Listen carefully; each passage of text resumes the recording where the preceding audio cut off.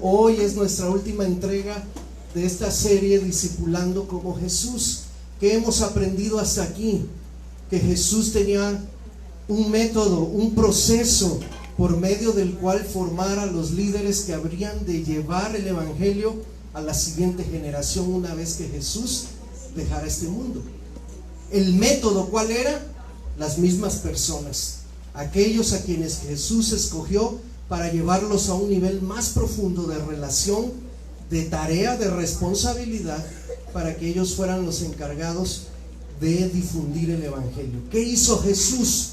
Vimos que el primer paso fue seleccionar a las personas, y para seleccionar necesitamos primero orar a Dios y decirle: Señor, ¿quiénes son? ¿En quiénes estás trabajando? ¿Quiénes tienen las cualidades para ser enseñables, moldeables, de tal manera que esas personas yo las pueda usar para tu gloria y propósito? Así que el paso 1 es seleccionar. El paso número 2 es asociarme, tomar el compromiso, la decisión de compartir la vida con esas personas. Acuérdense que a Jesús lo seguían multitudes, pero Jesús no escogió a las multitudes, solo decidió escoger a 12, y con esos 12 decidió compartir su vida, y de los 12 todavía escogió a 3 para que fueran su círculo íntimo, los más especiales con los cuales Jesús pudiera trabajar y descargar todo su enseñanza. Llevamos 2 pasos hasta aquí. El número 3 fue la consagración. Cuando Jesús ya los tenía reunidos y había tomado la decisión de permanecer con ellos, les leyó la cartilla y les dijo: este grupo es un grupo especial, ciertamente, pero así como es especial, también tiene demandas especiales. La principal de ellas es obediencia. Exijo que ustedes sean obedientes al discipulador. Así que el paso de consagración es indispensable. Cuando tú veas que el discípulo empieza a titubear, que empieza a renegar, que empieza a rezongar, que empieza a contradecir, quiere decir que hasta ahí le llegó la obediencia, y más vale descartarlo, dejarlo ahí en oración nada más, y seguir trabajando con aquellos que quieren continuar. Número 4, Jesús les comunicó a todos ellos que esa tarea tenía que hacerse en dependencia del Espíritu Santo. Número 5, el 4, el Espíritu Santo es clave en el proceso del discipulado. Número 5, Jesús empezó con su ejemplo a enseñarles cómo era la vida cristiana. Al principio el discipulador tiene que decirle a su gente: quiero que ustedes solo me sigan y abran bien los ojos para observar lo que yo hago. Véanme cómo oro, véanme cómo predico, véanme cómo trato a las mujeres, vean cómo trato a los desahuciados, vean cómo trato a los enfermos, a los desprotegidos, vean cómo trato a los fariseos. Y aprendan mientras observan mi ejemplo. Número 6, después de demostrar, después de enseñarles con el ejemplo, el discipulador tiene la autoridad para decirle a sus discípulos: ahora es momento de que ustedes hagan mientras yo los observo a ustedes. Vamos a invertir los papeles. Ya me vieron a mí, ahora yo quiero verlos a ustedes. Así que, Joel, te voy a encargar que en esta visita tú te encargas de la oración. Luis, tú vas a compartirles el plan de salvación. Claudia, tú vas a observar si hay una necesidad aparte de lo que hemos estado haciendo. Entonces empezamos a repartir tareas, responsabilidades a los demás, a fin de que se sientan productivos y parte del proceso. Un discípulo no solo aprende observando, sino aprende más y mejor haciendo, llevándolo a la práctica. Y bueno, hoy cerramos viendo el paso número 7 y el número 8. El paso número 7 se llama supervisión.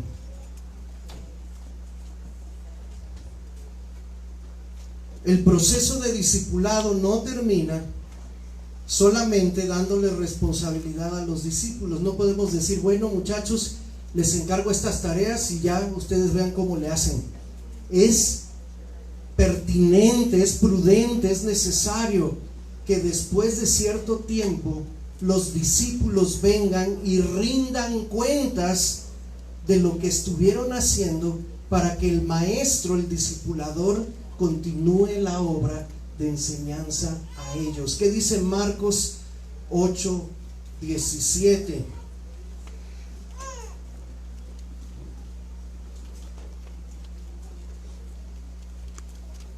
Creo que está mal la cita, pero bueno, independientemente de esa cita, aquí tenemos otras citas más. Quiero que busquen Lucas 10:17 y Marcos 6:30.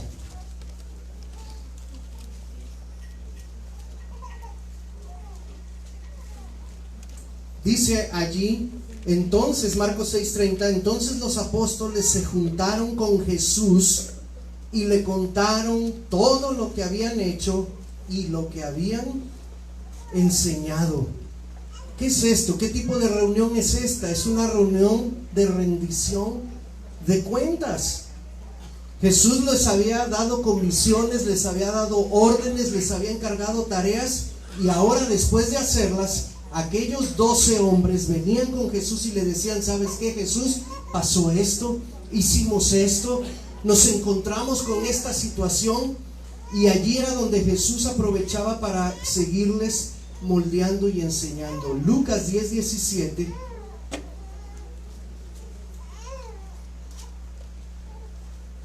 dice allí, volvieron los 70 con gozo, diciéndole, Señor, aún los demonios se nos sujetan en tu nombre. Aquí vemos otra reunión de rendición de cuentas. Era costumbre de Jesús y sus discípulos que después de enviarlos a la misión, de enviarlos a predicar a las sinagogas, a las aldeas, que ellos regresaran, y una vez que el grupo estaba completo, tener una reunión especial con Jesús donde Él les dijera, a ver, Jacobo, cuéntame, ¿cuál fue tu experiencia? Pedro, ¿tú qué hiciste? ¿Cómo le hiciste en este caso? Juan, ¿tú qué observación tienes? Mateo, ¿a ti cómo te fue? Si el líder, si el discipulador se brinca este paso, no le da la oportunidad a los discípulos de seguir aprendiendo sobre la práctica. Una cosa es aprender sobre la teoría y otra es ya aprender sobre la práctica. Recuerden que Jesús al principio enseñaba, esa era la enseñanza teórica, y los comisiona, les delega tarea para que vayan y practiquen. Pero una vez que practicaron ya por vez primera, cuando ellos regresan para la retroalimentación, para la rendición de cuentas, entonces la enseñanza se amplía, es mejor cuando ya puedes hablar de tú a tú, casi como un colega. Allí los discípulos pudieron escuchar más lecciones. Dice allí que Jesús aprovechaba este tipo de reuniones para repasar y aplicar constantemente. Cuando ellos venían y le decían, ¿sabes qué, maestro? Tuvimos problemas para poder sacar un demonio en tal ciudad. Ahí es donde Jesús les decía, mira, es que a lo mejor no hicieron esto. Recordarán aquella ocasión en la cual Jesús está orando en el monte y los discípulos están en la ciudad. Fue cuando la transfiguración. En aquella ocasión Jesús solo llevó consigo a Pedro, a Jacobo y a Juan. Ellos estaban con él. Dice el pasaje que cuando Jesús baja de la cumbre, los otros discípulos estaban en una aldea y hasta ellos les había llegado un padre trayendo a un hijo suyo que tenía un demonio. Y los discípulos intentaron liberar a aquel muchacho del demonio que le atormentaba. ¿Tuvieron éxito? No pudieron. Por eso cuando Jesús baja de la cumbre y ve a la multitud que está ahí en la plaza, en las calles, Dice, a ver, vamos, acerquémonos, ¿qué es lo que está pasando? El padre luego le dice, maestro, traje a mi hijo que está endemoniado con tus discípulos, pero mira, no pasó nada. Todavía sigue dando problemas, el demonio lo avienta, hace que escupa, que se maltrate. Y Jesús toma cartas en el asunto, les dice, ay, hombres de poca fe. Se dirige al demonio, le da la orden de que salga del muchacho. El muchacho todavía ahí hace unos movimientos extraños, pero queda libre, se lo da al padre, el padre se va contento. Y entonces viene la supervisión, junta a los discípulos dicen, ¿por qué no pudimos? ¿Qué fue lo que nos falló? ¿Qué fue lo que hicimos mal? Y Jesús les dice, les faltó una cosita, que en realidad es una cosota. Bueno, no les dijo así, ¿verdad? Eso lo estoy poniendo yo extra. ¿Qué les dijo? ¿Recuerdas? Este género, este tipo de demonios no sale, no puede ser expulsado si no combinamos oración y ayuno. ¿Qué les faltó entonces? Les faltó ayunar. Por eso su fe era débil, por eso no se la creyeron que podían dejar libre a este hombre.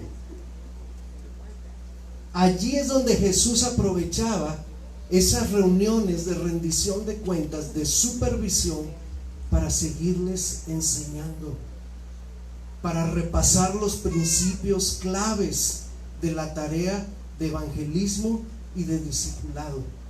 Y eso es algo que los que ya empezaron a tener sus dinamitas, los que ya tienen sus discípulos a los que les están enseñando, ya va siendo hora de que poco a poco los vayamos impulsando hacia afuera.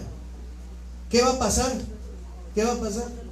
Lo que pasó hoy, ¿verdad? Algunos van a decir, es que me da pena, yo todavía no me siento que puedo hablar en público. Le das la delegación de la tarea y cuando llega el momento, a la mera hora te dicen, ¿sabes qué? Mejor ora tú, ya para la otra yo ahora sí te ayudo. Pero todavía no me siento seguro. Va a haber titubeos, va a haber dudas. ¿Qué hacemos con esas personas? ¿Las desechamos? No, todavía seguimos trabajando con ellas, porque estamos llegando en esta etapa importante de supervisión. Delego y me rindes cuentas. Te sigo enseñando, te sigo perfeccionando para que cada día hagas la tarea mejor. Jesús aprovechó también para seguirles enseñando sobre el carácter. Imagínate que un día fueron a una aldea de samaritanos, Jesús y los discípulos, y de repente llegan Jacobo y Juan, los hermanos. A estos hermanos Jesús ya les había puesto de apodo los hermanos del trueno, hijos del trueno. Boanerges era el apodo. ¿Por qué les puso este apodo, los hijos del trueno? Porque tenían un carácter de los 1000 demonios, ¿sí? Eran explosivos, yo creo que eran de Dunamis estos. Juan y Jacobo debieron ser los primeros miembros de Dunamis. Llegan de rendir cuentas y le dicen a Jesús, ¿sabes qué, maestro? Estuvimos en Samaria y ahí en Samaria fuimos rechazados. ¿Quieres que mandemos y pidamos a Dios que Él haga caer fuego del cielo para que destruya esta aldea? ¿Cómo ven? ¿Cómo ven la petición de Jacobo y de Juan? Como ellos se sintieron rechazados, dijeron, ahora es tiempo de vengarnos. Y ellos sabían que tenían la autoridad para hacerlo. De buenas que se les ocurrió pedir permiso o el consejo de Jesús. ¿Qué les dijo Jesús? Tan locos ustedes, no por nada les puse hijos del trueno. No hagan eso, no hagan eso. Jesús les había dado la instrucción de que donde fueran rechazados, fíjense, donde fueran rechazados se sacudieran el polvo de los pies. Lo vimos el domingo pasado. Y Jesús dijo, cuando llegue el día del juicio, Sodoma y Gomorra tendrán un juicio más benévolo que las ciudades que los rechazaron. ¿Qué le pasó a Sodoma y Gomorra? les cayó fuego del cielo, ¿verdad? Por pecadores. Yo creo que de ahí se agarraron Jacobo y Juan y dijeron, pues de una vez adelantarles el Sodoma y Gomorra a los de Samaria. Jesús les puso el freno y dijo, no hagamos esto, porque el Hijo del Hombre no vino para destruir, sino a rescatar lo que se había perdido. Esa palabra de Jesús es enseñanza a los discípulos. Eso habla de carácter, habla de paciencia, de brindar una segunda oportunidad, de tener misericordia aun cuando nos rechacen. También Jesús aprovechó estas reuniones de rendición de cuentas para hablar sobre otros rasgos de carácter, como por ejemplo la envidia o el egoísmo. También tú recordarás, si has leído los evangelios, que los discípulos, mientras recorrían las aldeas, llegaron a Jesús con este reporte: Maestro, tenemos algo grave que decirte. Mientras hemos recorrido las aldeas y ciudades, hemos notado que hay otras personas que en tu nombre andan expulsando demonios, pero ellos no son parte de nuestro grupo. ¿Qué hacemos con ellos? ¿Les marcamos bien la raya? ¿Les prohibimos que anden haciendo estas cosas en tu nombre? Porque ellos no se reúnen con nosotros. Jesús, me imagino yo, que después de escuchar el reporte de estos que venían todos alterados, quizás se sonrió y les dijo: no, muchachos, no hagan eso, no se los prohíban, porque el que no es contra mí, por nosotros es. Así que déjenlos que continúen haciendo la obra. Esto es como si nosotros fuéramos a hacer una caminata a la Gobernadores y dijéramos por ahí, hoy vinieran alguien de la iglesia y oye, vimos que estaban de otra iglesia también haciendo caminata. ¿Los corremos? Porque la Gobernadores es nuestro territorio. No, hermanos, no se los prohíban. Hay mucha gente ahí en la Gobernadores para que puedan ser rescatados por todas las iglesias que deseen hacer ese trabajo. Nosotros tenemos que continuar haciendo el nuestro. ¿Vamos bien aquí?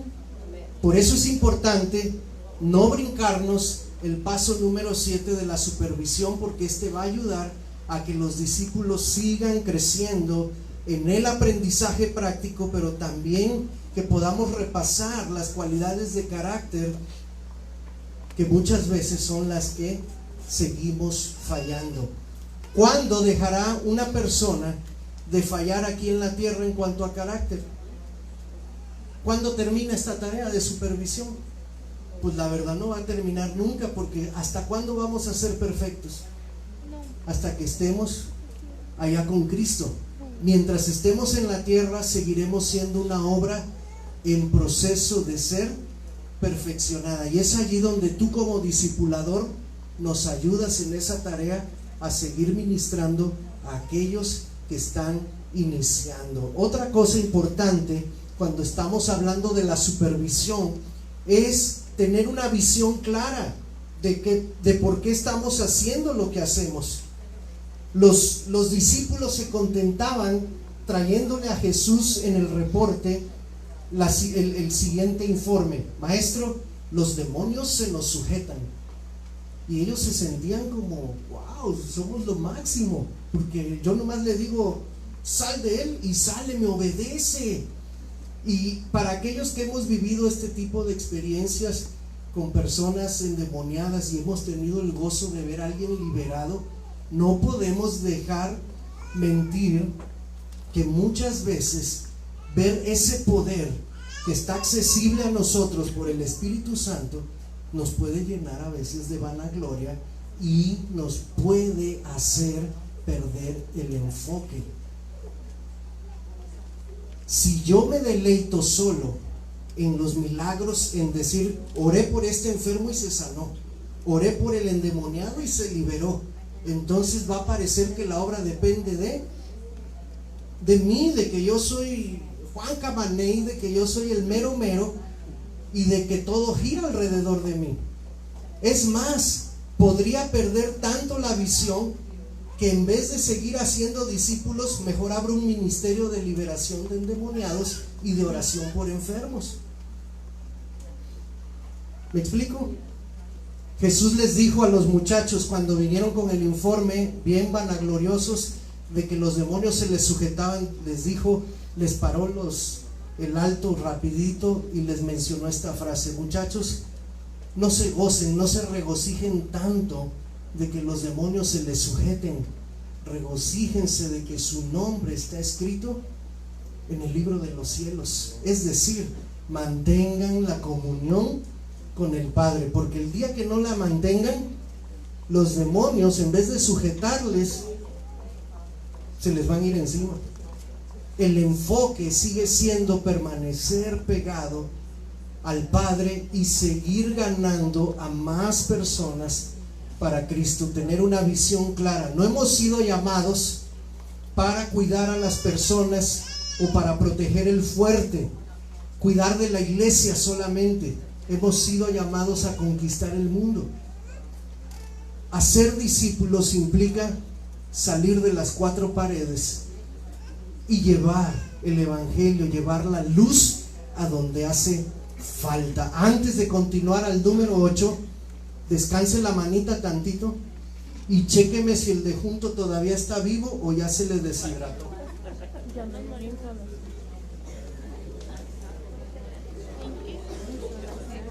Relájese un poquito porque nos falta la segunda parte, el paso número 8. Bien. Número 8, Cintia. Juan 15:16. Esta cita sí está correcta. Dice: yo los he elegido a ustedes y los he llamado para que lleven fruto y que su fruto sea abundante y que su fruto permanezca. El paso número 8 se llama reproducción. No puede el proceso de discipulado darse por terminado si no hay alguien en quien nosotros nos hayamos logrado reproducir. Hasta que no dejes a alguien que continúe con la tarea como si tú mismo la estuvieras haciendo, no puedes decir: ya terminé mi trabajo aquí. Hay una gran diferencia entre el liderazgo de Moisés y el liderazgo de Josué. Cuando Moisés iba a terminar su tarea en la tierra, Dios le habla a Moisés y le dice: Moisés, necesito que te busques un discípulo. Quiero que vayas y unjas a Josué, hijo de Nun, que le des tu autoridad, que lo tengas contigo, que esté ahí pegadito a ti, que aprenda de ti. Porque cuando tú ya no estés, Josué se hará cargo de continuar con la tarea. Cuando Moisés muere, se levanta luego un líder para continuar la tarea de introducir al pueblo a la tierra prometida. ¿Quién era ese líder? Pues Josué. ¿Estaba Josué preparado para la tarea? Sí, porque había caminado con Moisés por mucho tiempo, desde que era un joven. Tú vas a leer en Génesis, en Éxodo, en los primeros libros de la Biblia, que Josué andaba pegado ahí a Moisés y aprendió de primera mano, así que no se dificultó el proceso de darle continuidad a la tarea porque había un Josué. Pero cuando Josué tomó el liderazgo y él creció y maduró y llegó a viejo e hizo su tarea, Josué falló en hacer lo mismo que en su momento hizo Moisés. Josué no tuvo la precaución de buscar un discípulo para que continuara cuando él dejara de estar sobre la tierra. ¿Sabes qué pasó? Termina el libro de Josué muy bonito, muy inspirador, con estas palabras que dice: mientras yo viva, mi casa y yo serviremos a Jehová. Y dice que todo el pueblo, inspirados por su líder, dijeron: nosotros también. Pero cambia, termina el libro de Josué y abres el libro de Jueces, que es el que le da continuidad, y apenas en el capítulo 1 dice: y cuando Josué murió y todos aquellos líderes que acompañaron a Josué murieron, se levantó una generación que no conocía a Dios. Y estos hicieron que el pueblo se apartara de en pos de Jehová. Qué importante, hermanos, es tener alguien en quien reproducirnos, en quien te estás reproduciendo. ¿Quién es la próxima Claudia? ¿Quién es el próximo Jezael? ¿Quién va a ser el próximo César? Que haga lo mismo que tú o mejor que tú. ¿Sí? ¿En quién me estoy reproduciendo yo? Además de mi, ¿cómo se dice? Mi discipulado íntimo, cercano, que debe ser mis hijos y mi familia. Mis primeros discípulos deben ser mis hijos. Cuando un padre ve crecer a sus hijos y los hijos dicen: yo ya no quiero ir a la iglesia, yo no quiero ir allá donde tú vas, quiere decir que está fallando o que falló en el proceso de pasar la fe a la siguiente generación. Pero además de tu familia, tú debes buscar a alguien dentro de la iglesia en quien reproducirte, alguien que siga tus pasos, alguien que pueda decir: mi discipulador o discipuladora fue Tere, mi discipulador fue Abraham, mi discipulador fue Marcos. Y no solo, hermano, tienes que buscar alguien en quien reproducirte, sino que tienes que vigilar que ese discípulo tuyo a su vez te dé un nieto espiritual, Es decir, que esta persona también aprenda a reproducirse en alguien más, de tal manera que podamos asegurar que la cadena continúa. Los eslabones están haciendo clic uno con otro. Es lo que estuvimos tratando de hacer este jueves, tratando de resucitar la cadena de oración. Por ejemplo, después de mí sigue Yulma. Hoy no vino Yulma, pero cuando yo terminé de orar, le mandé un mensaje a Yulma y le dije: Yulma, ya terminé de un lindo tiempo con Jesús, espero que ahora seas tú la que lo tenga con él. Y luego me contestó, no sé si estaba en el trabajo o dónde, y dice: gracias, pastor, ahorita le sigo. ¿Sí? De eso se trata. A mí, no sé quién estaba antes de mí. ¿Quién? No sé a quién le toca de 9 a 10. A mí no me mandaron ningún mensaje, pero yo sí me acordé. Eso es lo que estamos tratando de hacer, que la cadena no pare, no se rompa, que sigan los eslabones. ¿Cómo? Sí, ya se actualizó, ya hay como 20 y tantos ahí. Todavía no aparecen ustedes. Hermana Tere, Joel y Claudia ahorita se reportan para darles su teléfono y que actualicen ahí a ellos. De eso se trata en el discipulado.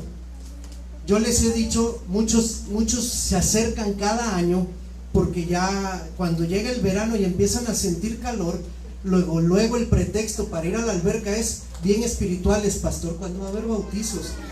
Realmente quieren ir a la alberca, ¿verdad?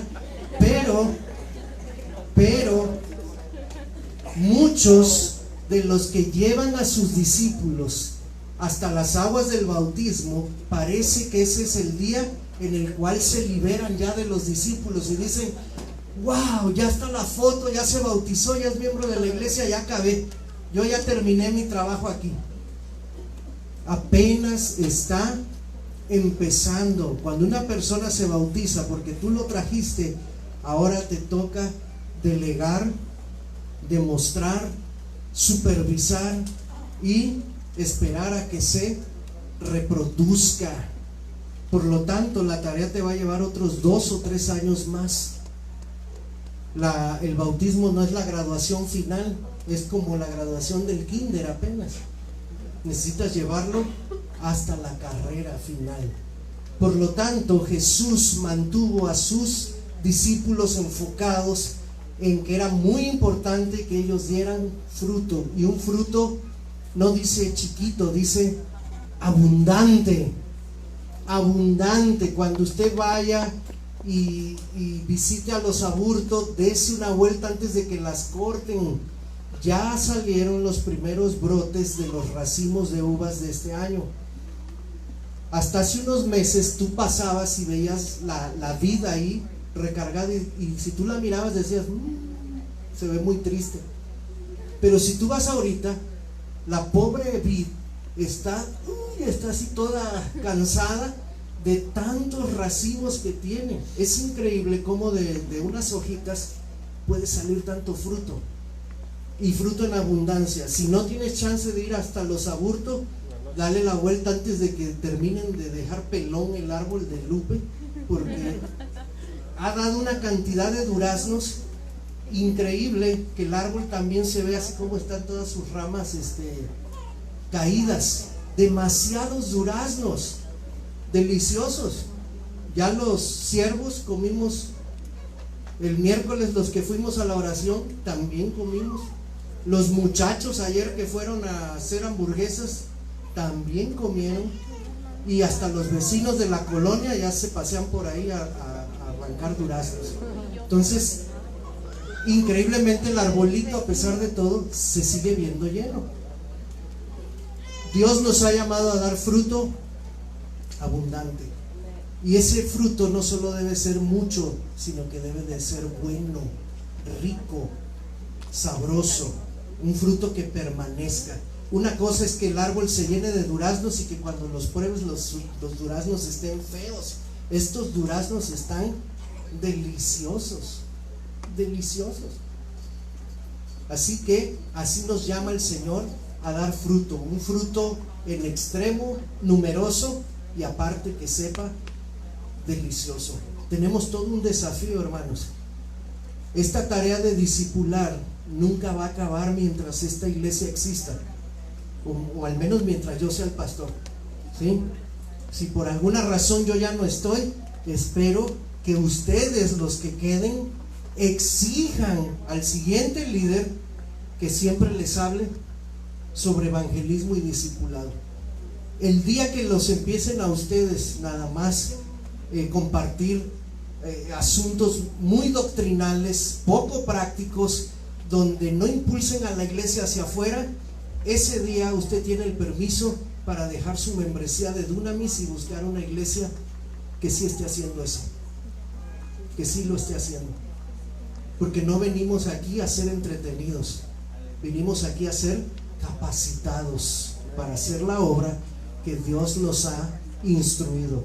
En el último mes he visto cómo más hermanos están empezando a involucrarse en las dinamitas, abriendo casas, asistiendo a las reuniones, y los líderes mejorando y perfeccionando la constancia de reunir a las personas. Yo espero que esto pueda continuar por lo menos hasta que acabe este año, y que podamos cimentar muy bien por lo menos unos 12 o 15 grupos entre semana, donde podamos estar sirviendo a la comunidad y los unos con los otros. Recuerda, la gran comisión no fue una ordenanza dada a solo unos cuantos en un momento específico, fue dada a los cristianos en general de todas las épocas.